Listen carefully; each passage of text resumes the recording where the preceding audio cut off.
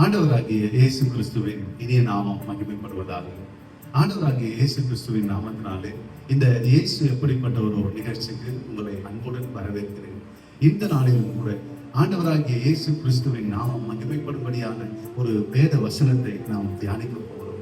மத்தேயு 8ஆம் அதிகாரம் 24ஆம் வசனம் முதல் 26 வசனங்கள் முடிய நாம் தியானிக்க போகிறோம். அப்பொழுது படகு அலைகளினால் மூடப்படத்தக்கதாய் கடலின் பெருங்காற்று உண்டாயிற்று.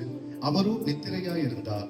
இந்த வசனத்துல ஆண்டவராகிய இயேசு கிறிஸ்துவும் அவருடைய சீஷர்களும் கடலிலே பிரயாணம் பண்ணி படகிலே போய்கொண்டிருக்கும் போது படகானது மிகுந்த அலைகளினால் மூடப்படத்தக்கதாய் காற்று அடிக்கப்பட்டு அவர்கள் அதை கண்டு மிகவும் பயந்து நடுங்கி, ஆண்டவரே எங்களை ரட்சியும், நாங்கள் மடிந்து போகிறோம் என்றார்கள். ஆண்டவராகிய இயேசு கிறிஸ்து இதையெல்லாம் கவனித்தவராய் அந்த இடத்துல எழுந்து, அற்ப விசுவாசிகளே ஏன் பயப்படுகிறீர்கள் என்று சொல்லி எழுந்து காற்றையும் கடலையும் அதட்டினார்.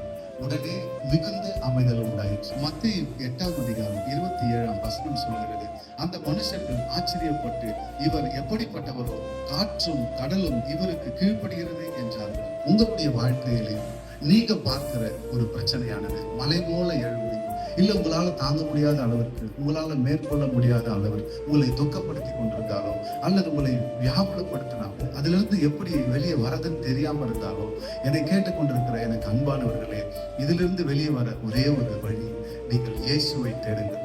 இந்த இடத்துல வேதம் சொல்லுகிறது, இவர் எப்படிப்பட்டவரோ, காற்றும் கடலும் இவருக்கு கீழ்ப்படுகிறது. என் தேவனாகிய கர்த்தரை தேடுங்கள். அவருக்கு கீழ்ப்படியாத ஒரு காரியமும் இந்த உலகத்திலே இல்லை. உங்கள் வாழ்க்கையை நசுக்கி கொண்டிருக்கிற, உங்கள் வாழ்க்கையை வேதனைப்படுத்தி கொண்டிருக்கிற, உங்கள் வாழ்க்கையை பிரயோஜனமற்றதாய் வைத்துக் கொண்டிருக்கிற எந்த ஒரு காரியமாக இருந்தாலும் நீங்கள் பயப்பட வேணாம். அற்ப விசுவாசிகளே, நாம் அற்ப விசுவாசிகளாக இருக்கும் வரைக்கும் தேவனாகிய கர்த்தருடைய நன்மைகளை நாம் ருசி பார்க்க முடியாது.